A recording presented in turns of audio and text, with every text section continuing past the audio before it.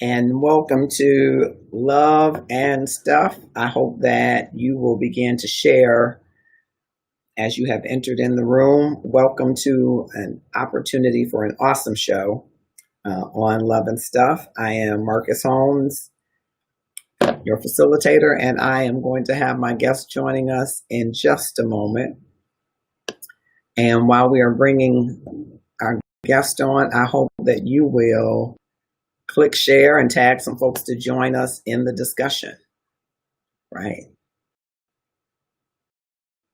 Try to make that simple as possible. Will join us. Right. Some folks are coming on through. All right. Send this to him. We are having slight technical difficulties. That might be the sign of a great show. I don't know, but I'm going to figure that out one day when we have technical difficulties, whether or not that is the sign of a great show. Click share and tag someone to join us in the discussion. All right. Gonna see if I can follow along the comments. Frank Cyrus has joined us. Kamal Williams. Devon the Great Heel has joined us. Thank you, sir. All of you for coming. I'm gonna bring in our guest, our Cool Beans. All right, there he is. Fantastic. How are you? I am well. Those that are within the Love and Stuff community, this is Pastor Isaiah Pettway, who is joining us.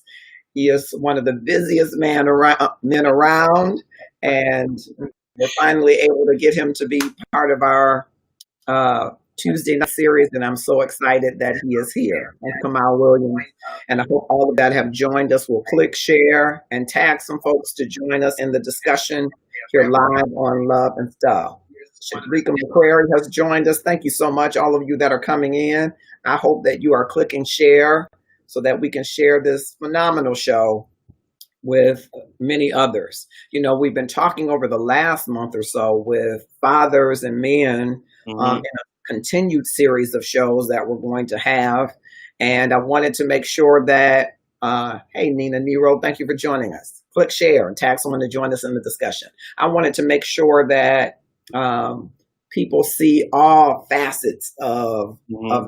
We've seen men in great relationships with their dad, great relationships with their son, some men who were somewhere in between, some men who were chasing their dream, some men who are building their lives and building them more. So I think I will call you a young man. I think that you've achieved some great things already, but I think it's good for other men and women to see someone who says, I want to build my life more. I want to improve it. I want to make it better. Absolutely. And so I've seen some before and after kind of pictures that I included in the promo. I think maybe we'll start there. Take us back to, because you've been an educator, you're now an administrator and a pastor and a father. So take us back and tell us a little bit about Isaiah Pettway, who he is, you know, his educational path and some of that information. And welcome. Absolutely. Well, first of all, let me say how grateful I am to be a part of this. I'm humbled at the invitation, and I thank you, Brother Holmes, for allowing me to do this and to share a little bit about my story. So who am I? Isaiah Pettway. I grew up on the west side of Detroit. I was born in Detroit, grew up in Detroit. My entire family, actually, interestingly enough, lives on one street. Wow. And so come from a huge family. Okay. And so how many siblings? How many siblings is huge? Well, so I biologically, and we'll get into some of this actually, but biologically, I have 2 siblings, but I was also adopted. Both of my parents died when I was young. My father died when I was 9. My mother died when I was 11, in my arms, actually. Wow. And so that's part of my story. So I grew up on the west side of Detroit, was educated in Detroit public schools, graduated from Cass Technical High School, left there, went on to the University of Michigan, where I got my bachelor's degree in English and secondary education, then went on to get a master's in the art of teaching from the University of Michigan, and then subsequently a master's in public administration with a focus in educational leadership. Okay. So Uh, pretty smart guy, went to Cal Tech. They say yeah, second to none. I don't know about all we that. brought up. There we go. Uh, and then U of M. So pretty smart guy. And you felt a call to be an educator. Yes. Talk to me about that maybe a little bit. Yeah, I believe even still now that education is not a job, it's a vocation. And I believe that it's a calling and that God calls us to these kinds of professions and these kinds of things alongside the other callings. I believe that God gives us multiple callings in our lives, that some callings are for a season, some callings are lifetime. And I believe that education was one of my calls. Interestingly enough, I had no desire to be an educator. I wanted to be an attorney. Wow. Okay. My senior year in high school, my teacher / godmother / all of that, I was the editor of our school newspaper, and the editor had to teach a class, and I was responsible for the class. And in the midst of teaching it, she came to me and said, "Have you ever considered being a teacher?" I said, "Absolutely. They don't make enough money. I'm not doing that. There's a life I want to live." Yeah. And she said, "No, you really need to consider it." And when I got to Michigan, I just couldn't get it out of my head. I couldn't get that feeling, that sense of purpose and dedication. So when I got there and I got ready to declare, I called her and told her, "You're right. I'm going to do this education thing." Okay. At the same time, though, I was also preaching. I started preaching when I was 15. At my under my elder brother, who was also the one who adopted me, my half brother, Bishop James A. Williams Jr. in Spirit and Truth Christian Ministries. He adopted me, and growing up in his house, I acknowledged my call to the ministry at the age of 15, was licensed a year later, and then was ordained in ministry in 2006. And so ministry and education as a profession, those things have all pretty much a significant amount of my life gone parallel with one another. Yeah. I want to double back to some of the things that you've mentioned. Your mom, unfortunately, passing away in your arms, being adopted by your half brother. You can give us some context around that. But just before you do, Valencia Etner has joined us, Albert Strickland, Sandra Beavers, Tamuk Scruggs, James Hayes, technicians in the house, Shadrika saying, "Yes, we know you all are in the house." Appreciate it. Go technician. Let's go. Yeah. So give us some context around it. So you are clearly a young preacher, but your family all lived on one block, and then you ended up, your mom passes away, dad passes away when you're young, mom passes away. That must have been some important part of the journey. It is very much a pivotal part of my story. My father was a pastor, Reverend James A. Williams Sr. He pastored Mount Pilgrim Missionary Baptist Church here in Detroit. He also pastored Rising Star Baptist Church. And then before his demise, he was the assistant pastor at Williams Chapel Baptist Church as well. And my mom and my family were members of the church. And my father, I was the love child of my mother and father. And for the first 8 years of my life, I had a relationship with my dad, but I did not know he was my father. Wow. And it was not until he was diagnosed with cancer that I was informed that this was my dad.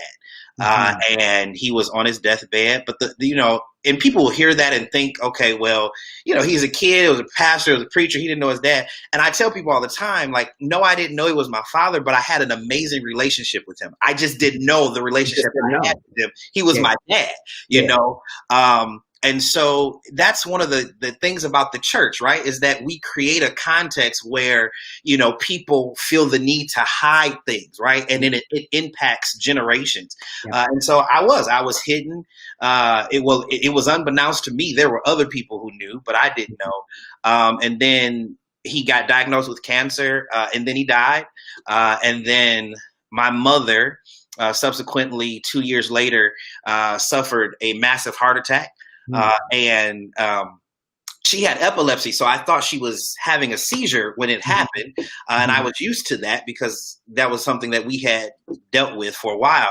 But she wasn't, and she told me she wasn't, and she had gone into cardiac arrest, and I was holding her as she took her last breath, and that was August the 3rd of 1995. Wow. And here it was, 11, no father, no mother, thank God for my grandmother and my aunts who took me in initially to help me.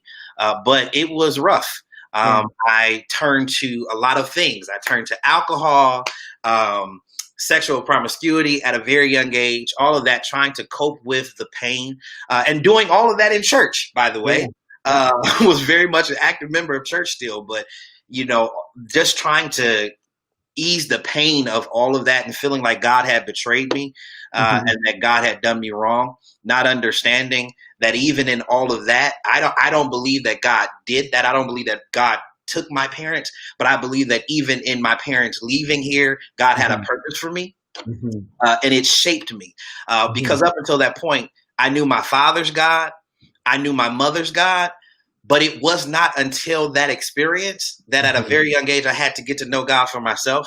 My call narrative to the ministry beckons that of Isaiah the prophet. And he says, in the year that King Isaiah died, I saw the Lord high and lifted up, and his glory filled the temple. And it was that for me. Isaiah was like a father to Isaiah and a mentor to him. And he was a godly king. But it wasn't until Isaiah experienced the removal of Isaiah that he got to see God in a real and a different way. And that was my story. It was my personal relationship with God came as a result of dealing with the death of my parents and not having that structure at a very young age.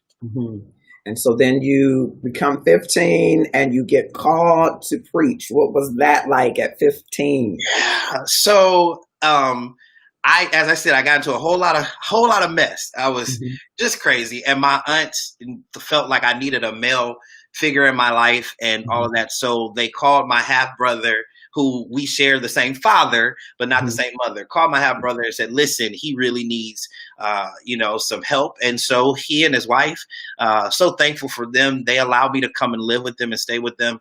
And that's when sort of kind of my trajectory started to change, and that personal relationship with God became real to me. It was the first time that I felt like I could feel God speaking to me. And we were very active in ministry, just young kids. We had an active youth ministry, so that kind of thing. But in 1999, one of my friends, he was the son of another pastor here in the city, Pastor Davenport, who pastors Victory in the Word. He had a son, and my brothers, my nephew's adopted brothers, and I were very close to him. And he was the first teenager I saw operate in ministry. He was a preacher, he would pray for people, and I used to be amazed at this. And I used to pray with him because I felt compelled, like that this was something that I should be doing. And we used to pray together and talk about it. Well, in 1999, he committed suicide. Wow. And I just remember feeling like that I could make an impact on young people to the point where they wouldn't have to experience that, right? Because he was my friend, and I felt like in some type of way, his name was Daniel, in some type of way I could minister to him. And so his father preached his funeral. We were at Soul Harvest Ministries in Highland Park, and his father preached his funeral. And in the middle of him preaching, he looks up at me. I'm sitting in the balcony. He looks up at me and he says, God has purpose for your life, and he's telling you what it is, and you need to listen. In the middle of him preaching. And then God had the scripture on my heart, Joel 2:28, that in the last days I'll pour my spirit upon all flesh. Your sons and daughters shall prophesy. That scripture. And as we were getting into the funeral car, Bishop Louis E. Evans turns to me and he says, God is saying now. God is saying, this is the time, this is the season, you need to step out and do what God is calling you to do. I'm 15. I'm just I'm trying to date girls. I want to have fun, but there's this thing. And so I went to my brother and I told him, I said, this is what God has been telling me. I feel like I'm called to preach. And he wanted to make sure that I wasn't just doing this because he was a preacher. My father was a preacher. And so he sent me back. He said, no, you're not ready. Go back. So I went back. Prayed some more, came back to him, said, no, God is still telling me that this is it. I'm supposed to be preaching. He said, no, you're not ready. Go back. Went back again, came back to him. Hey, I still feel it. He said, okay, I'll tell you what. I want you to pray and fast for 30 days. If God is still telling you that this is what you're supposed to be doing in 30 days, then we'll proceed. And God wouldn't let it. I couldn't let it go. He was waking me up in my sleep, all kinds of things. And so finally, I acknowledged my call to ministry in November of 1999, and then I preached my initial sermon in July of 2000. Wow. So your trajectory totally changes. Oh, completely. And during this time now, are you at U of M? How does that fit in while you're studying for school and in ministry? Yeah, I was at Cass, which was interesting because I was very much a teenager, and everything that a teenager is, and having to navigate being a teenage preacher with a pretty robust schedule. I preached 42 Sundays out of the year on average. Wow. Starting at about 16. And so balancing that and school and being a kid. And the one thing that I can say about my brother/father and sister-in-law was that they were very purposeful in making sure that I balanced that. They used to always tell me, you're still a kid. You're still a teenager. Yeah. Like, you're going to do things that teenagers do. We're not going to let you get so deep and so spiritual off into this stuff that you miss your childhood. And I will say that I don't feel like I missed out in any way in my teenage years. But thanks be to God, I had some older, more seasoned saints that saw my gift, but also saw me as a person and understood that there needed to be a balance there. It's one of the things that I feel sometimes is missing with some of the younger preachers now is that they don't have people that they're becoming great preachers. They're becoming great prophets and all of that, but they don't have anybody to help them to become great people. And I think that's we need people in our lives to help us balance that our gifts don't take us so far away from our humanity that when it comes time and we have our human moments that's so foreign to us, we don't know how to deal with it. And I'm grateful that I had some people that could help me with that. That's a great point. I'm wondering, a part of that might have been, of course, your brother/dad helping to make a balance. But being bivocational, I would imagine, also speaks to that as well. So if someone is just a young preacher, and that's no shade to being just not at all. But if someone is just preaching and they don't have some other vocation, it might be harder to balance. What do you think? I agree. And I think that one of the disservices that we do in the church in general is that we use church as an end-all be-all in our lives, and that's a very dangerous thing. Our relationship with God is primary, but the church, as in the organization, our work in the church cannot be the totality of our lives. And when we don't approach that in that way, we set ourselves up for various traps along the way, because no matter what happens, life is going to show up. And if you have not done the work of balancing that or having these reality checks along the way, then you're gonna get caught up, and that's what causes people to not have longevity in this. You know, a lot of people want to shoot to the top of it. My goal was never to shoot to the top and have the biggest name and all that. My goal was to have longevity. I wanted to be able to work through ministry in a very real and practical way that could make an impact on my life and other people. So again, that takes that balance, and it takes you having something outside of church, you know, and I think that makes our witness even that more powerful. I want to ask you and give you a second to think about it while I double back to some of the comments and folks that have joined us. So you were preaching. Did you always know that when you were preaching that you were going to be pastoring? And had you kind of worked out in your mind, I'm going to pastor and be a teacher or a lawyer? Before you answer that, let me just double back to some of the folks. Willie Rogers has joined us. Teresa Wiggins, Lena Brown, thank you all for coming. I hope you're clicking share and tagging someone to join us in the discussion. And Lewis has joined us. Thank you for sharing, Lena Brown. Shadrika is saying right. And Gloria Jane, who told me earlier that she said, yeah, I know Pastor Pettway, he's my pastor's brother. So she said, Robert Bolden. I said, now I knew you all were close, but I didn't know that you're brothers. So you got to tell me that story. And Terry Garwood has joined us. Thank you all for joining. I hope you will click share. I'm talking with Pastor Isaiah Thomas, educator, administrator, father, and pastor. So you're called to ministry. You thought, I'm just going to preach 42 times a year. I'm going to go to school, do my thing. Did you know that you were going to be called to be a pastor? No. And I had no desire to pastor.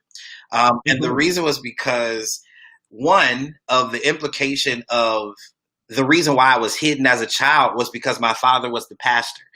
And I did not want that as a pressure in my life. The other thing was, again, now I'm living in the house with a pastor, not just a pastor of a church, but he was a pioneering pastor. He started his church, he planted his church, and the process, and I was there to see that. And he did it in an amazing way, but I saw the other stuff, right? That not that anything was wrong with them, but I saw the stuff that came with that and what he had to sacrifice and go through. And so I was like, no, I'm good. Like, I will preach, I will honor God, I will live a godly life, but I'm gonna leave that pastor to other people. But it wasn't until I got into ministry and I had a heart. The word pastor, the pastoral ministry is a nomadic term, and it literally means to come alongside people. Mm-hmm. And I had a desire in ministry to walk alongside people, to help them through. Mm-hmm. And I noticed that as I grew in ministry, that was the work I was doing. Mm-hmm. And so it was sort of kind of like, this is what you're doing and this is what it is. And you need to go ahead and reconcile the reality that, this is part of what you've been called to do. Mm-hmm. And so you called to pastor. Now, how long have you been pastoring?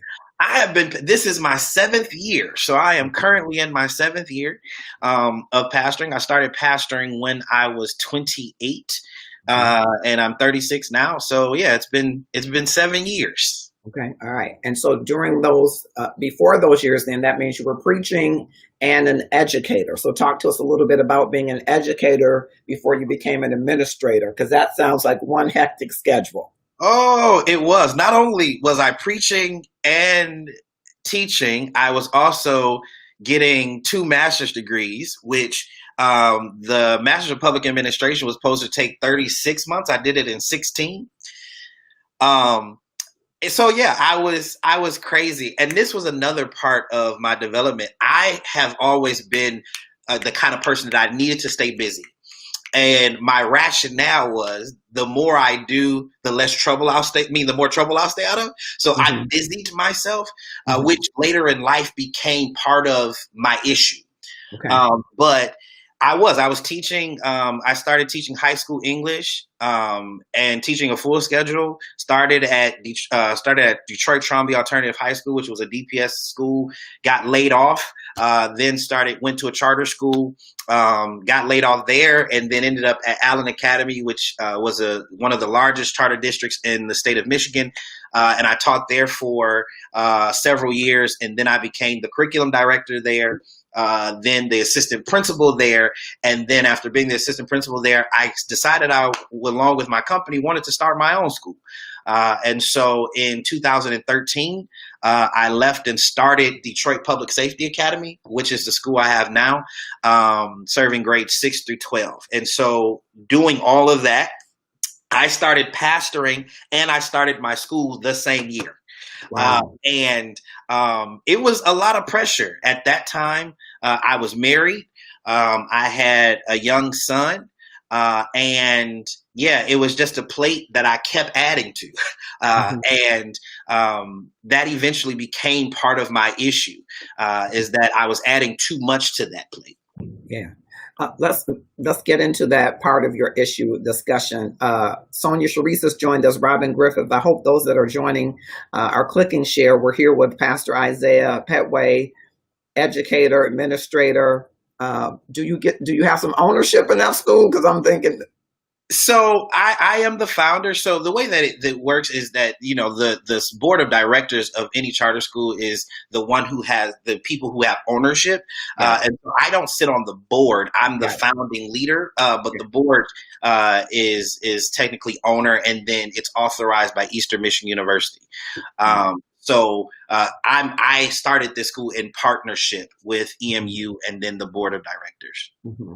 I'm just curious, do you see that as a next level, a board of director, owner, or you always want to be involved in the educational aspect? Well, currently, I not only oversee my school as the superintendent of the district, but there are 2 other schools that I am the superintendent of. So I not only have my responsibilities, but I have corporate regional responsibilities where I oversee multiple schools currently. And so that's sort of kind of my path right now. I think that eventually I will no longer be responsible for the day-to-day operations of schools, but still providing some senior and executive oversight and leadership. Okay. And you said that that busyness, having so much on your plate, kind of led to your issue. What would you describe as your issue or issues? Well, as you can imagine, having all of that to be concerned about is stressful. It added pressure to my personal life. I am no longer married. I am divorced, and I have to say that my ex-wife is an amazing person. She's an amazing mother, and just I am blessed to have shared space and time, and still share space and time with her. We co-parent, but part of that was my busyness and feeling the need to do all of these things and add these things to my plate. And so I got to the point where in about July of 2015, where I was just overwhelmed. I was in school. I also working on completing a Master of Divinity degree in practical theology. And so I was doing that. I was pastoring. I had the school, was a father, was a husband, and it was just so much. And the only stress reliever I had was food. And so because I was so stressed, I'm an emotional eater. And so what I do, I would eat. Right. And so from July of 2015 to November of 2015, I gained 75 pounds. Wow. And did you know you were an emotional eater before this? I've always been an emotional eater. I've always been an emotional eater. I am still an emotional eater. I've just disciplined myself a bit more. But again, when we were talking about that balance earlier, I had allowed my life to get out of balance. And oftentimes we think that when we talk about things like that, it's the bad stuff, right? You're doing these bad things, but sometimes good things that we're doing can cause our lives to get out of balance. And we have to be mindful of that, because a lot of us will rationalize it away and say, but this is good stuff. Like I'm preaching, I'm an educator, I'm a pastor, I'm a father. And so these are good things, but if you don't balance them and have a constant negotiation between those things, they can get out of control. And that's what sent my life at that point out of balance. And so you gained these, how many pounds? 75. And not even in 6 months. Not even in 6 months. And so what were you thinking as you were tacking on the pounds? I wasn't. I wasn't. I was not paying attention, I would go buy clothes and, that don't fit. I'm going to go buy some more clothes and, move on. I'm preaching, you get done preaching and what do you want to do? Like, let's go get something to eat. Okay, well, let's go eat. And so, eating at 10, 11, 12 o'clock at night and, all those kinds of things and not paying attention to what I was doing to me. Okay. And at that time, were you still married or you were divorced already? I was still married, and I had started to have some issues in my relationship at that point. But it was rough. And then during that time, so about a year went by. That November, I went to the doctor because I was having all kind of medical issues. I could not sleep. I ended up being diagnosed with sleep apnea. I had really bad heartburn and acid reflux. And then they ended up having to put me on diabetes medication. They were thinking about putting me on insulin, but they tried glucophage first. So I was on 33. I was 32. I was on blood pressure pills. I was on diabetic medication. I was on cholesterol meds.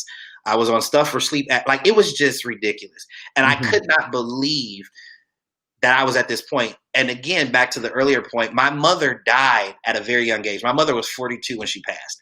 And so this idea of mortality was real for me. This idea that you can be young and die was real for me because that had been my experience. And I had a son at this point who was very young. And it was when the doctor came in the room, he said, Mr. Pettway, he said, I don't know how to tell you this other than to just tell you. He said, if you don't do something and do something fast, you're going to die. Mm-hmm. He said that your body is responding in a way that you're going to be out of here.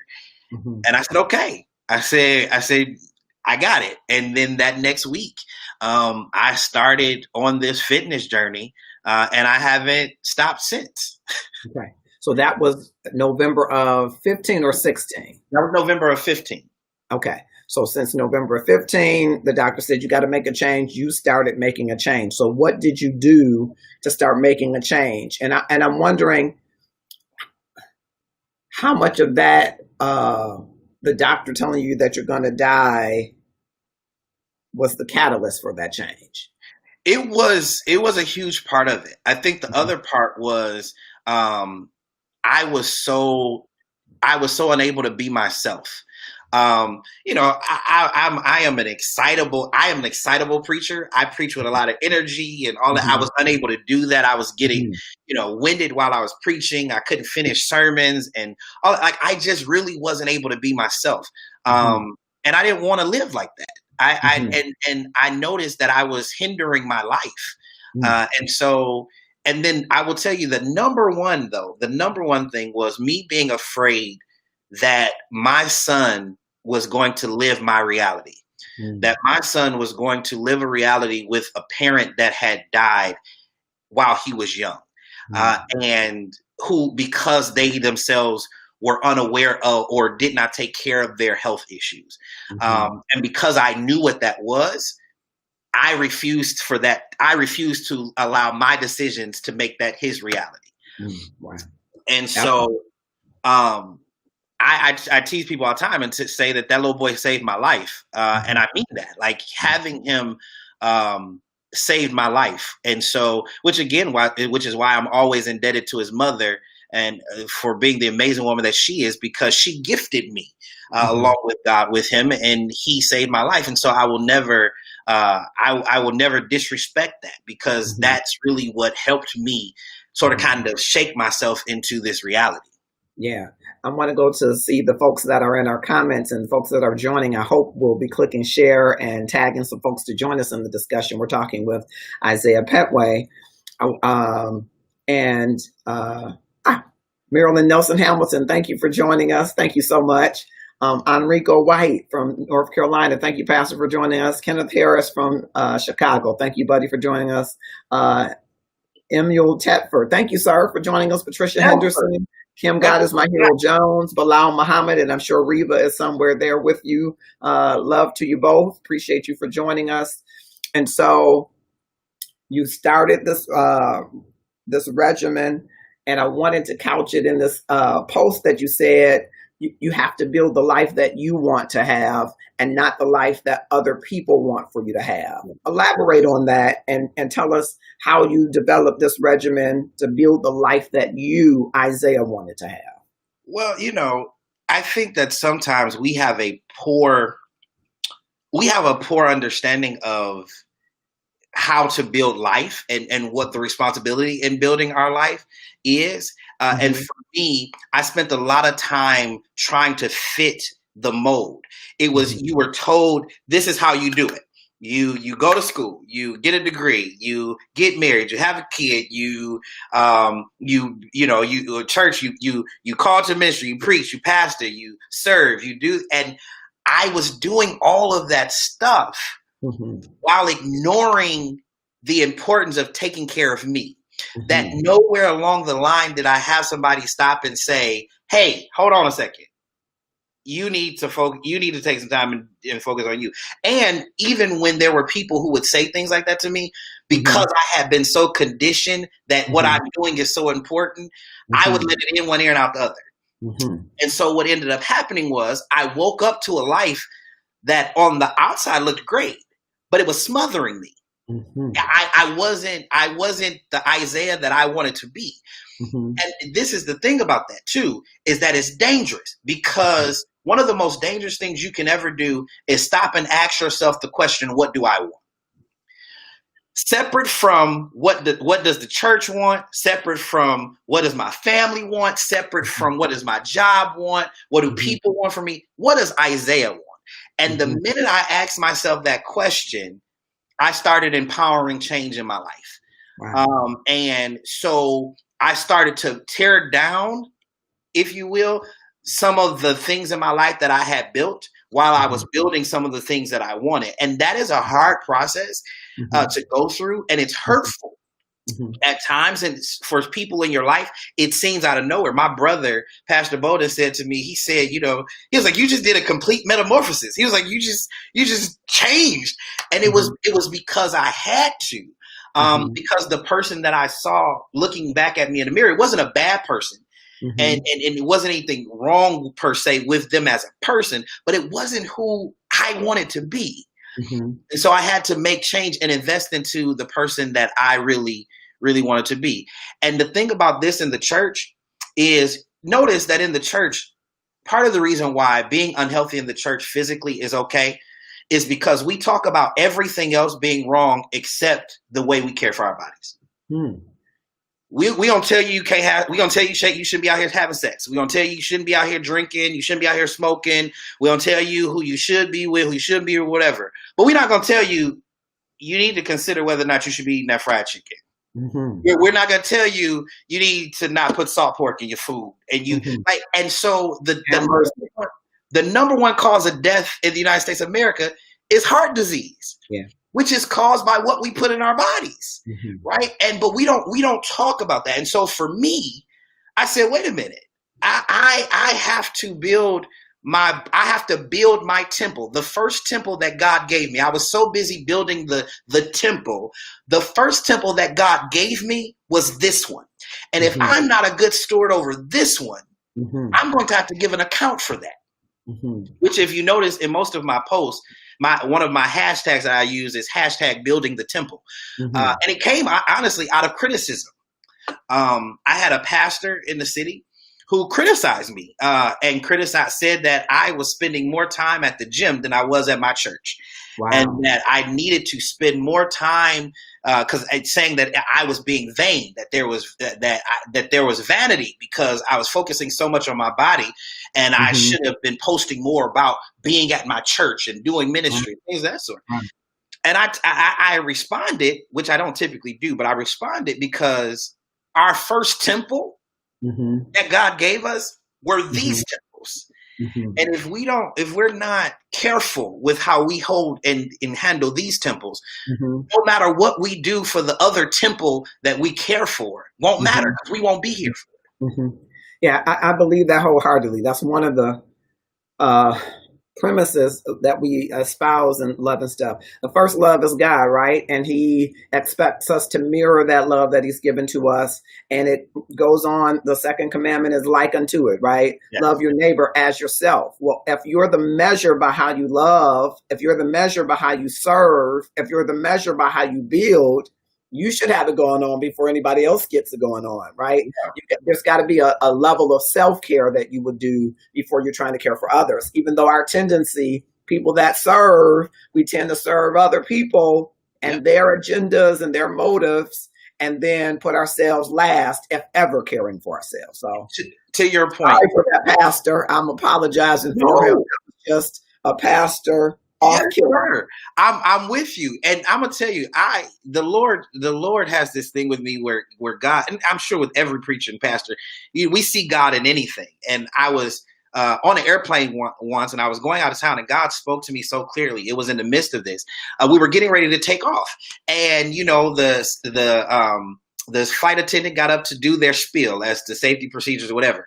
And I was sitting there listening. I'm one of those people who I'm going to listen every time, although I know the process. So, I took off my headphones and I'm sitting there listening. And she said, if by chance the cabin loses pressure, oxygen mask will come from above. Please extend it down. And she went through all that. And she said something that I had never paid attention to. She said, in that case, please be sure to secure your mask first before helping someone else. Yeah. And it hit me. And so when she walked by, I asked her, I said, why do they tell you to do that? She said, well, how are you going to help somebody else if you're passed out because you can't breathe? She was like, you need to secure your mask first. And the Lord spoke to me in that moment and said, this is a life lesson that we have to learn in ministry and church and serving in life. that it is important for us to take time to secure our own mask. Because if I'm not secure, if I don't come from a place of foundation myself, how can I help you? If I try to do that, I'm not helping you out of my best place. I'm helping you out of a place where I myself am lacking. And then that's going to cause danger for both of us. So I completely agree. Great point. Shadrika says we can minister to the full if we're unhealthy. Say that. Yes. So tell us about this regimen that you built for yourself. Let me give the disclaimer for anybody else watching that this is his regimen. And you have to have your own regimen if you have a physician, if you're under the care of a physician. I don't want you to do exactly what Isaiah Pettway is doing. That's not what we're subscribing to. But you can take some of these premises to rebuild and build your life. And that's what I wanted. I've invited some people. One was just teasing me in the inbox. What are you saying, that I need to work out? No, I wasn't inviting people because I said you need to work out. If there is someone that's doing something that's working for them, there might be just one ingredient that you can add to your mix. Yes. Well, I will say this. People often see you where you are now, and they make the assumption that that's where you started. When I started this journey, I was 357 pounds. Wow. So what I do now, there was no way I could do that then. I just wasn't physically able to do it. And so as of today, I've lost 100. Let me ask that, because that landed on me, that 350. Yeah, 358 at my heaviest. When you stood on the scale and saw that, what was your reaction to yourself? Did you know that you had gained that much weight? No, I did not. Because I remember you when you were younger, though I'm young, so we were younger. Yeah. But I remember you when you were younger. So I'm thinking 350 pounds. Yes. What did you say to yourself? What were you thinking? I couldn't believe it. And I'll tell you, some of it, you don't look at you. So we do things to hide it. And we don't even, I like to dress anyway. I love clothes. And so I bought clothes that made me look nice. I was able to hide, at that point, I had a pretty good job. So I was able to get custom made suits. And so, you got a custom made suit that's made for your body. It makes you look good. So you can ignore, that visual. But I took a picture, and it was a picture of my son actually at his fish tank, and I'm in the background at the sink. And I'm standing at the sink. I tell the story and people laugh, but it's really true. I was standing at the sink washing dishes, and I'm standing at the sink, but the entirety of my stomach was in the sink.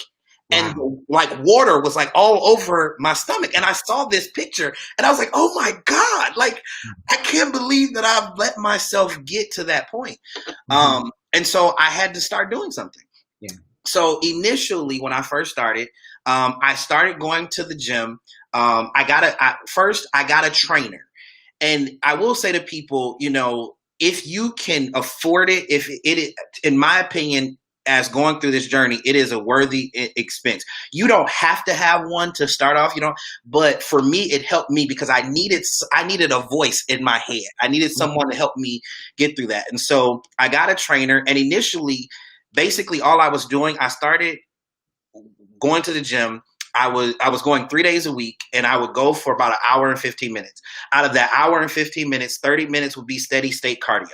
So steady state cardio is you walking on a treadmill, you on a stair climber, you on an elliptical, something like that. It's steady state. So you're doing it repetitively, right? I would do that for 30 minutes, 3 days a week. And then for the rest of that time, I would weight train. And the reason why it's important to do cardio and weight training, a lot of people don't understand this, is because the reason why you want to build muscle while you're trying to lose weight is because the more muscle you have, the more fat your body burns, right? Yeah. And so some people will just do cardio and they won't weight train or lift weights. And it's not so that you can bulk up and be big and all that, but it's so that you build muscle in your body, because the more muscle you have in your body, the more fat you burn. Right. And so was doing that for a while. But I will tell you my first 50 pounds I lost. I did two things. I did not immediately start working out. I did two things. So first 50 pounds. One, I stopped drinking pop. I stopped drinking pop, and I stopped drinking sugary drinks. I literally used to drink. I didn't drink water. Pepsi was all I drank. It was it. I stopped drinking pop. And then I changed my portion size. So, I grew up in a house, if it's on your plate, you eat it. Yeah. And you don't get up till it's gone, right? Yeah. And I ate off our big dinner plates. And so, we don't measure food. We take a scoop, we put it on there, and we're going to eat what we put on our plate. Mm-hmm. So to help me with that, what I did was, instead of eating off of my large dinner plate, I ate off my small saucer plate. And it automatically forced me to eat smaller portions. Mm-hmm. And my first 50 pounds I lost was from just doing those two things. Mm-hmm. Mm-hmm. So just from portion control and cutting out pops and sweet drinks. Yes. Yeah, I think that's great, because I think the sweet drinks are probably the gateway. One of the things that I struggle with are breads and greasy foods. Yes. So I don't drink pop, because to me it's a gateway. Yeah. I have a pop. I have the taste for some grease. I used to love Church's chicken. I have a taste for that, even though I, sometimes still love Church's chicken. I'm going to tell that truth. Every now and again is okay. Yeah, every now and again. You're right. Lena Brown says living a healthy lifestyle as a whole is not talked about in the church. Do you agree with that? I completely agree, which is why not? Why don't churches talk about, because if people are more healthy, they aren't spending money on drug prescriptions, and then they can give more money to the church, maybe, if that's one of your end goals, or they can be healthier to serve.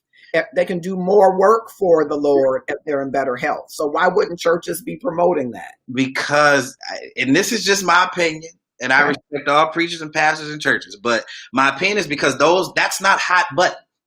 That's not hot button. That's not what people want to hear. People want to hear you tell them they're going to get, I'm not trying, but people want to hear you tell them you're going to get a car. People want you to tell them you're going to get a house. God going to bless them, whatever.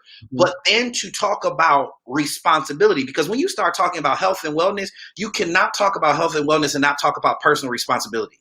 And one of the issues that we have in the modern day church, coming from, honestly, what I believe the extreme of the prosperity gospel and things of that sort, is we have a God relationship without responsibility for us, right? And so that shows up in every area. This idea that we can just stand up and say, money cometh to me now and God's going to bless us, but you can't balance your checkbook. Something is wrong with that. Like there has to be personal accountability. And it's the same thing with health and wellness. You can't talk about being healthy and not look at a person and say, you got to do something. Right. And so we don't talk about that because it's not a hot button topic. But for me, as a pastor, my church will tell you, our church, everything we do falls under 4 pillars: faith, family, fitness, and finance. Every sermon series, every ministry event, faith, family, fitness, and finance. In one way or another, it falls under those things. If it's not in that, we don't do it. Every church can't do everything. Our mission is to address faith, family, fitness, and finance. And part of the reason why that fitness piece is so important is because of just what you said. I need people to help me serve. I need people who aren't going home exhausted and they're tired and, they're in the hospital and they're dying and all of these other things. And so I need to talk about this. And it goes to our stewardship under God. We are to be good stewards of everything that God has laid to our hands. And we'll tell people they need to be a good steward over their money. We'll tell people that they need to be a good steward over their family relationships. You need to be a good father. You need to be a good husband, good wife, so on and so forth. But we don't tell people you need to be a good steward over their bodies outside of telling them who they can and cannot sleep with. But the truth of the matter, what's hurting their bodies more is not who they're sleeping with. It's what they're eating. It's what they're putting in and what they're consuming. And we need to address that. Now, at the end of the day, people going to do what people want to do. I can't make you, but I'm at least going to expose you to it so that at the end of the day, you get to make that choice. And in building this life for yourself, was there any time on this journey where you kind of felt your esteem rising? I don't know that I felt my esteem rising as much as I felt more criticized than I had been before. So I would assume that is to some degree as a result of esteem. I don't consider myself as being someone who's high. I don't. I tell people I'm just a regular guy who's just trying to get it right. Like I'm not all off into that, but I did get to the point where there was so much wide criticism of me. People that I didn't even think knew who I was, and how those things, they're going to get back to you one way or another. And I will say that at one point, it was hurtful for me, and to the point where I stopped sharing. Like, I wouldn't talk about what I was doing. I wouldn't put it out there. I wasn't posting on Facebook or anything like that. And somebody came to me from one of the churches that I preached at and said, why are you not posting anymore? I don't see you, working out. I said, oh, I still go. I said, I just don't talk about it. I said, you know how church people are. And this woman looked me in my face and she said, I can't say exactly what she said, but she said basically, don't let those people get to you. You're blessing people and you need to do it anyway. And after that, I was just like, suffer it to be so. I'm going to do it. People who know what I'm trying to do and they're blessed by it, those will be the people who are, and the people who aren't, God bless them. But I've had people say things like, I'm the pastor who's trying to use my body and all that. Like, it's nothing. It's not that. It's literally, trying to show people that this can be done, that you can be saved and be healthy, that I don't have to be ashamed of my body. That's the other thing. I don't know where this thing in the church came from, where we are to be shameful of our bodies. Yes, we are to be modest, and we're not to use our bodies in ways that would cause people to fall and falter and all those things. But in the same token, I don't have to be ashamed of my body. Like, I can be proud of the skin that I'm in and everything that comes with that. Yeah. I want to pivot slightly and talk a little bit about your son, because I think it's important that he saw this part of your journey, to see that you are working on yourself, working to build yourself. He probably sees a bit of that work ethic too, of having a busy life and all of these different things. What has it been like being a father during this period while you are building a better life for yourself? What do you hope that your son is seeing and gleaning from this? I said earlier that my son saved my life. When I was going through, like when I was seriously overweight and dealing with all of that stuff and stressed out and stuff like that, I noticed that I was being hard on my son. I was being, quote unquote, mean to him to some degree, not because I was intending to be, but because I was stressed. I was unhealthy. I wasn't in the right place. And I looked at him and said, I grew up without a father. I think it would be worse for you to grow up with a father who you can't engage with and who's not there for. And so I've always loved my son. I've been a part of his life since the day he came into this world, but I wanted to be better for him. And so my goal in all of this, and he has walked this journey with me. I take him to the gym with me. People laugh at me because I'll get to the gym and they're like, you got your son? Yeah. Like, I want him here, I want him singing. And then now he's actually started to work out with me because I want him to get disciplined in this way. So he doesn't have to get to this point in his life where you have this major health scare and then you try to get on the right track, but that you can establish early on these healthy habits. But I wanted him to see that. And I also wanted him to see that if you develop a problem in your life, that at any point in time, you can stop and say, I'm going to do something different, right?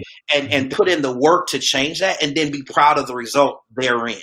It was funny. He looked at me a couple of weeks ago and he said, Daddy, it's so funny. I said, what? He said, you have a neck, right? And that's the kind of relationship we have. Like, he was picking with me because honestly, there was no distinguishing difference between my neck and my shoulders. Like, it was just all one, right? And for him to see that. And so now we talk about things like, he'll say things like, Daddy, I need to drink some water.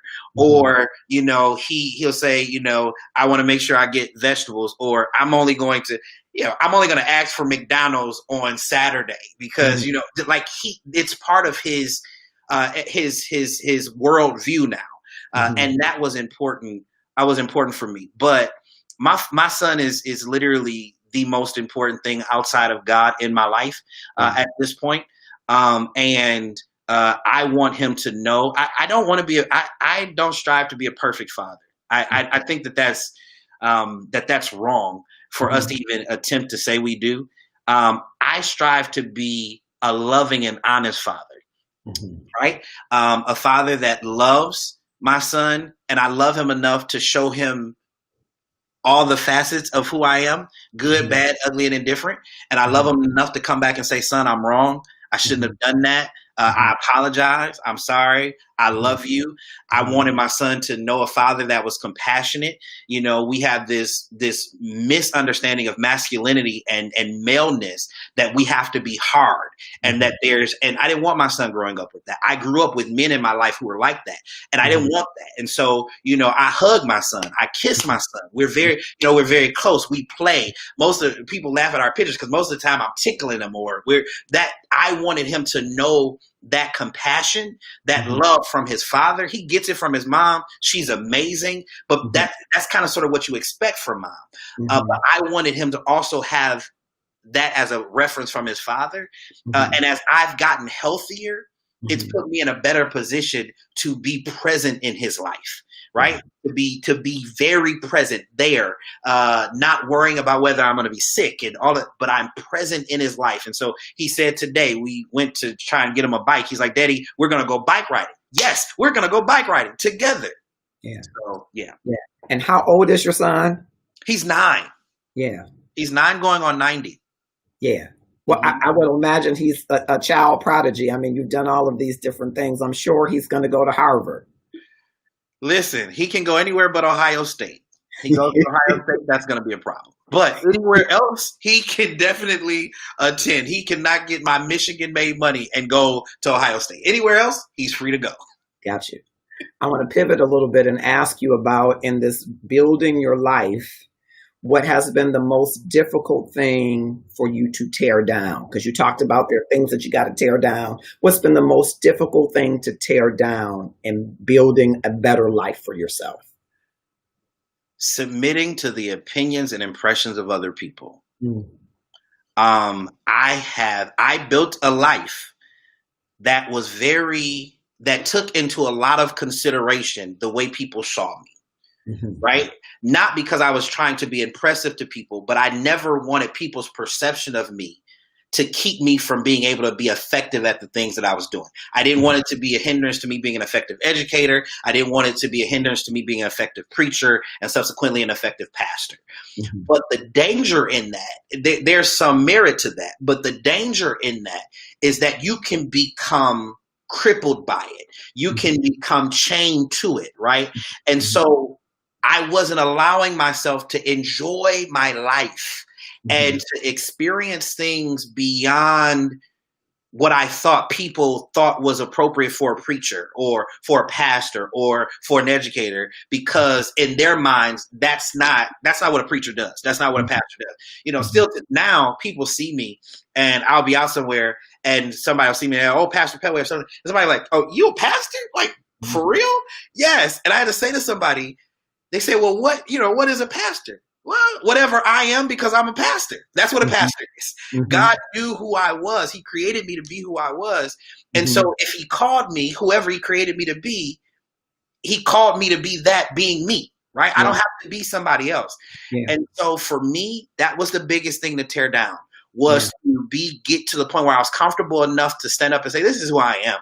And I'm still doing that. Let me just say that is a forever evolving process, right? But being confident enough to say, you know what, this is who I am, and I'm okay with that, and not chaining myself to people's expectations, perceptions, and opinions of who I should be, as opposed to who I am. I think that's a large one for us all, because we're not normally not guided and encouraged and applauded for being who we are.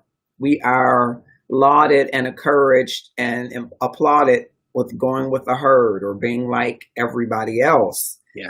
And so I think that's really big, especially for your 9-year-old son to see, and for folks that are seeing you as a mentor in the educational system or other people around, because we don't give people the permission to be who they are. Yes. And so what would you say to the people that are watching this? Some who are on a journey to get more fit, some who are on a journey to lose weight, because those are two different things sometimes. Some are who want to live more fully their authentic selves. What would you say to them has helped you in this journey of doing that? First of all, Be who no there's a guy who started a shirt line, and when he started it, I immediately ordered the shirt because I said, this is it. The shirt says, be you, they'll adjust, right? And know that the people who are meant to be in your life, if you be who you are and it does not fit with their perception of who you are, they will adjust. If those people don't, they're not meant to be in your life. And that's okay. It doesn't have to be bad. It doesn't have to be bad blood. It doesn't have to be tension. We don't have to have conflict. You're just not for me. And that's completely okay. So the first thing is be who you are. They'll adjust. The second thing is enjoy the process. I have fallen off multiple times, and this is important. I have fallen off multiple times in my fitness journey. It was not a straight line. Like this hasn't been a straight line. This is a jagged edge. Like it is, and part of the fall off was I was not allowing myself, because I set all these goals, right? Like I want to be here, I want to lose it. And when my body was responding and it wasn't responding the way I wanted it to, and so on and so forth, I would fall back into those bad habits. I'm gonna eat. I'm depressed now, so I'm gonna lay in the bed. I'm gonna, just all those kinds of things. I ain't going to the gym today, right? Until my trainer now, he started this line of inspirational clothing and things like that. And the first thing that he did was he started a shirt that said, enjoy the process. And it's what he tells me every time that we go in for a weigh-in or something. Enjoy the process. Know that you're not going to wake up. If you're trying to lose weight, you're not going to wake up tomorrow after, working out one time and eating one salad, and you're going to have lost that weight tomorrow. But what you will do is you'll wake up tomorrow and know that you did something the previous day that got you closer to where you want to be. So enjoy that process, celebrate it along the way, in any way that you want to celebrate. For me, I would see something that I wanted, clothes, because I love clothes. I would see something I want. In my head, I would say, okay, when I get to this next goal, my celebration is going to be, I'm going to go get that for myself, right? And I'm not going to get it until I reach this goal. And that was my way of celebrating my process until I got to where, I am now. And I'm still not where I want to be, but I'm certainly far away from where I was. So enjoy the process. So the two things is, one, be who you are. They'll adjust. Enjoy the process. And the last thing is give yourself permission to live life on your own terms. You get one of these.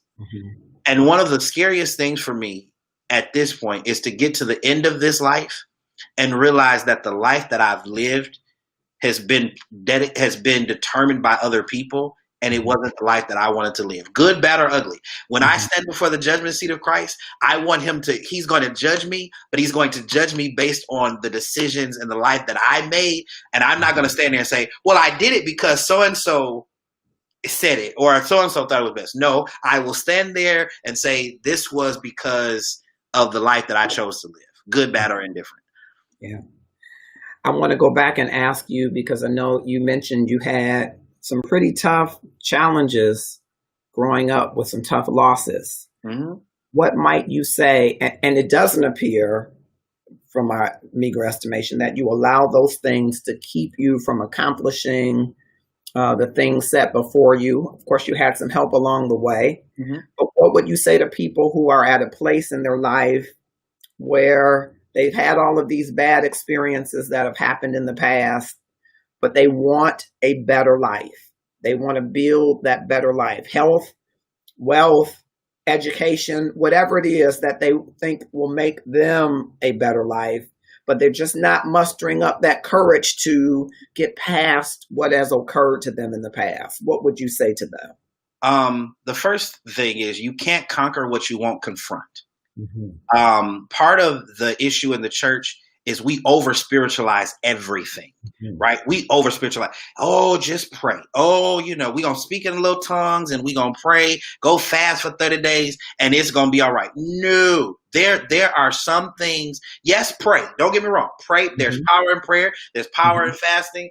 Some of these things only come out through prayer and fasting. Yes, all of that stuff. Call on the name of Jesus, plead the blood. Yes, all of that. And then confront what you need to conquer. If you don't confront what you need to conquer, it will not change. And part of our over spiritualization of things is a cute way of avoidance, right? Oh, I'm not going. God gonna take care of that. Oh, I prayed about that. Okay, pray about it and confront it.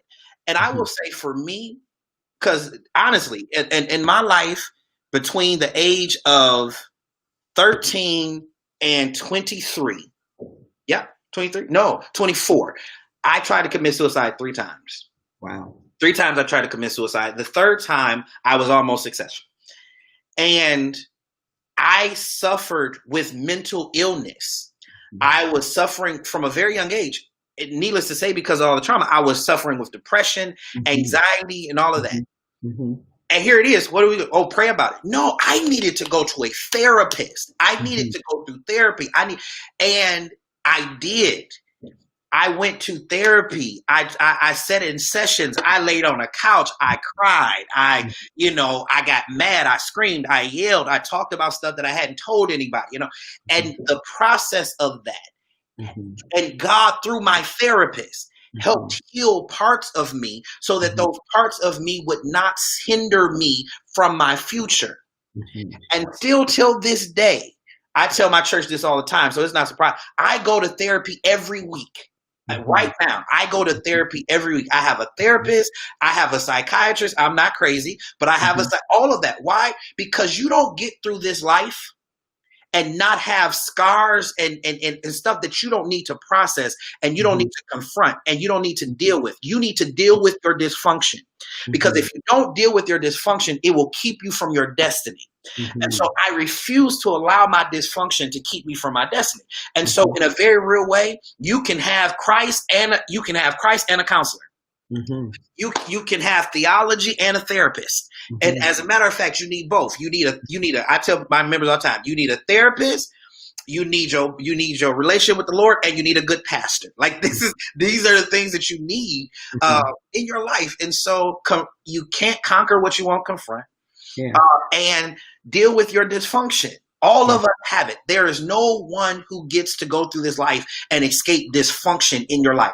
It's not God picking on you. It is life. The Bible says the rain falls on the just as well as the unjust. We all experience it. The difference is we have to deal with our dysfunction. Yeah.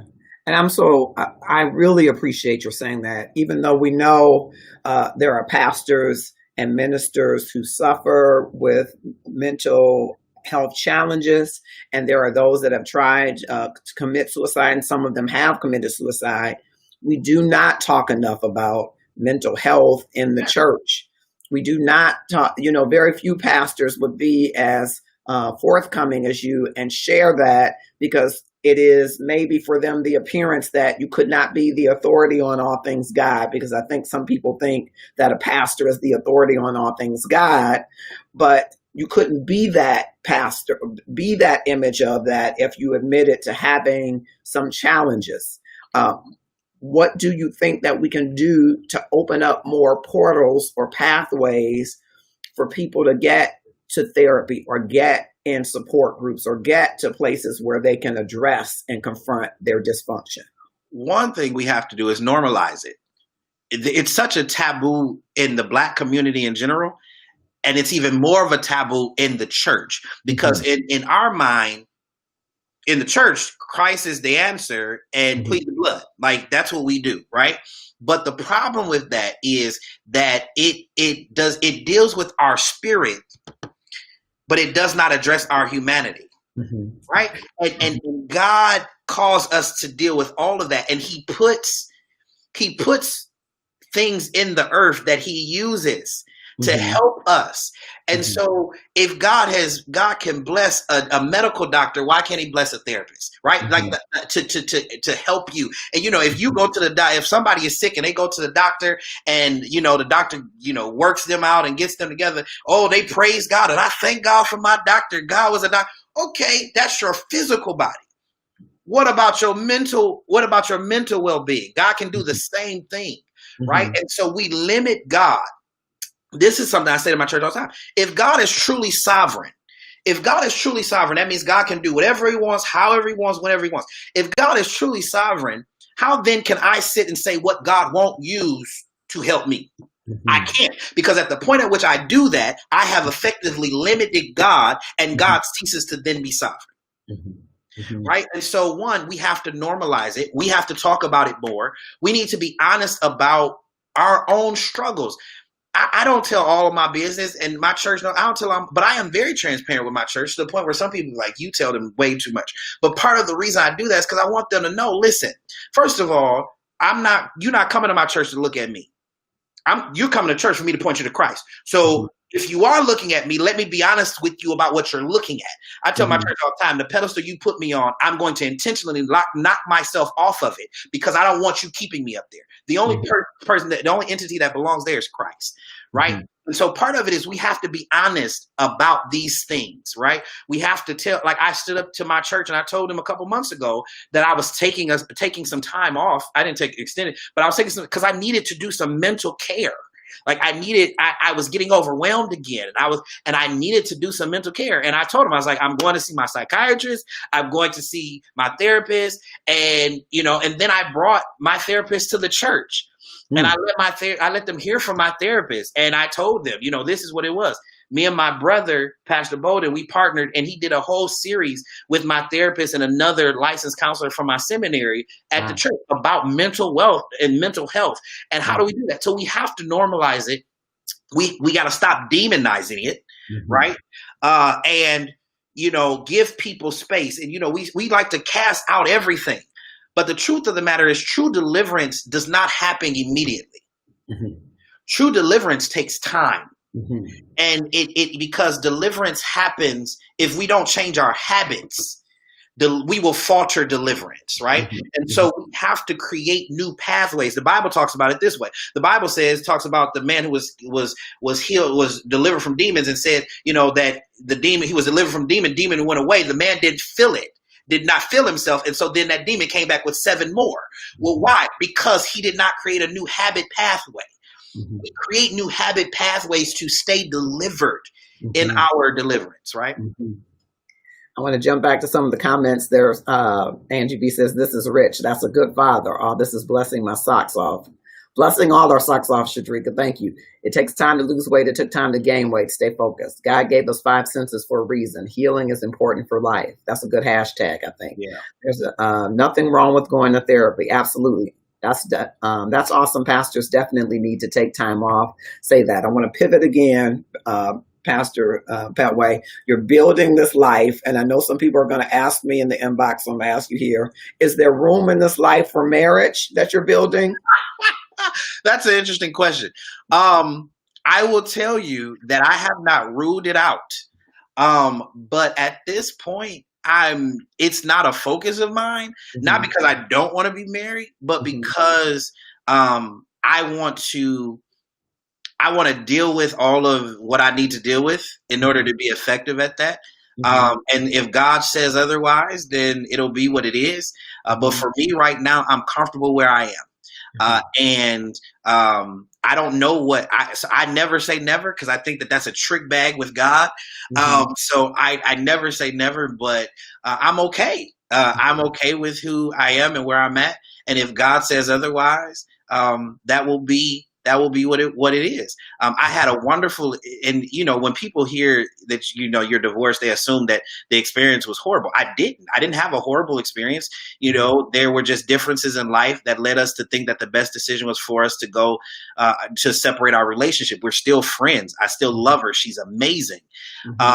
And so I don't look back on my years of being married. We were together for 15 years. I don't look back on that and think, oh, that was horrible, or, I want to get somebody else and they'll be better than her or whatever. No, not at all. Like, it was great while it was great. And I thank God for that time in my life, but I also enjoy where I am right now. Okay. Just wanted to put that out there because I know I'm going to get some inboxes. And, you're working out and people are, they saw the promo and it was like, oh, I got to come and see who this is. So y'all got that answer. All right. For people that may not have started this weight loss journey or getting healthier journey and don't know where to start, they just know that they're not healthy. What would you say to him or her? Start with your why. I should say your what and your why. What do you want to do and why do you want to do it? because that's going to be the thing that drives everything else you decide to do or you determine to do. So my what initially was I wanted to be skinny. It wasn't I want to have muscles and I want to be built. That was not my what. I wanted to live. I did not want to die young. That was my what. I did not want to die young. Why? Because I wanted to be a good father. I wanted to be a father that could be around, and I wanted to be effective in the things that God had called me to do in my life.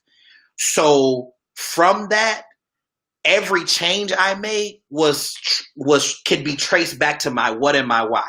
And those were the things that drove me. So in those moments where it got rough and I wanted to say, screw this, you know what I'm saying? Like I was joking with my trainer, I'm just going to be fat. Like, forget it. I'm just going to be fat. I'm going to go eat because this is way more enjoyable than this, right? Like, I'm just going to, but I would come back to my why, and he would say to me, why are you doing this? Right? What did you say you wanted out of this? And it would remind me. So then when the scale wasn't moving the way that I wanted it to, that was okay, because my what was never to get skinny. My what was to be healthier. And so although I wasn't losing as much weight as I wanted to initially, I was off of my blood pressure meds.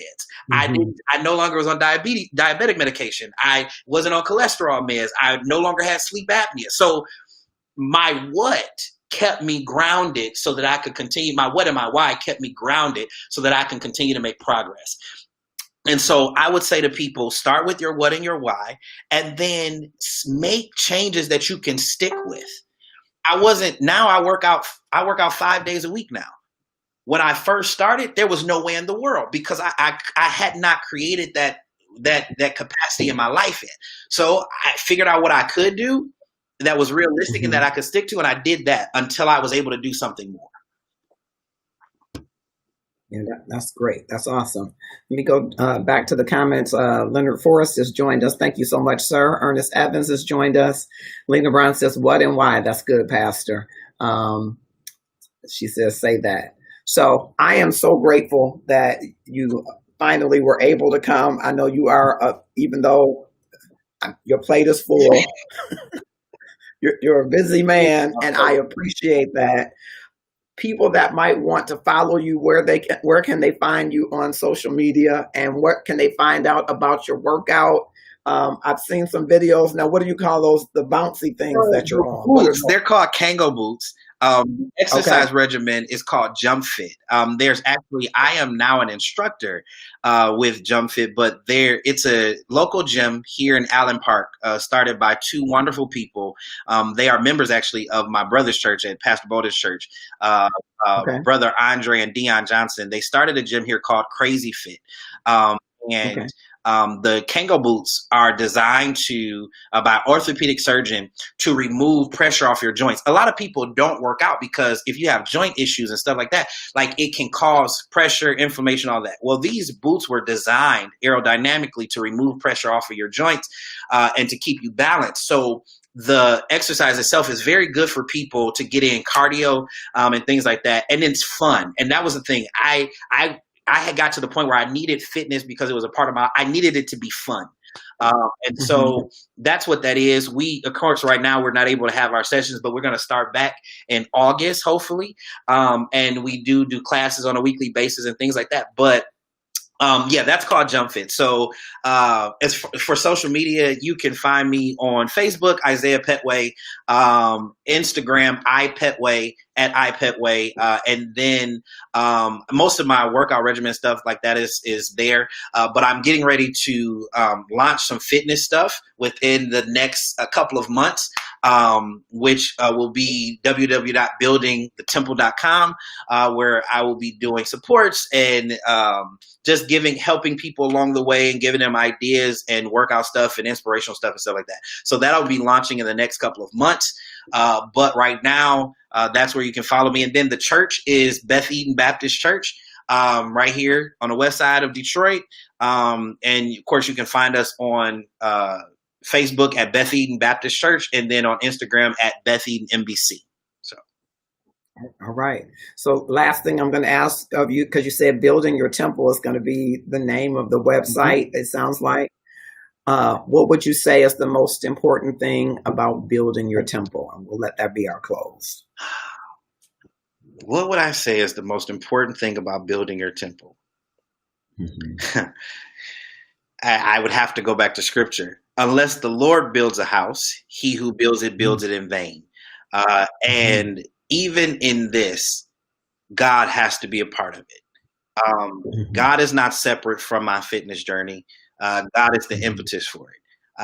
He's a part of all of it because the building of my temple is not just physically, it's mental, it's spiritual, it's financial, it's, all of those things together. And so God is literally the center of that. And so I will say, for me, what I would tell people in building your temple, that you have to have God as the chief master architect and builder of it, that you have to be able to go back to God and say, God is what I'm building for your glory and for your honor and everything that I do. So that's what I would say.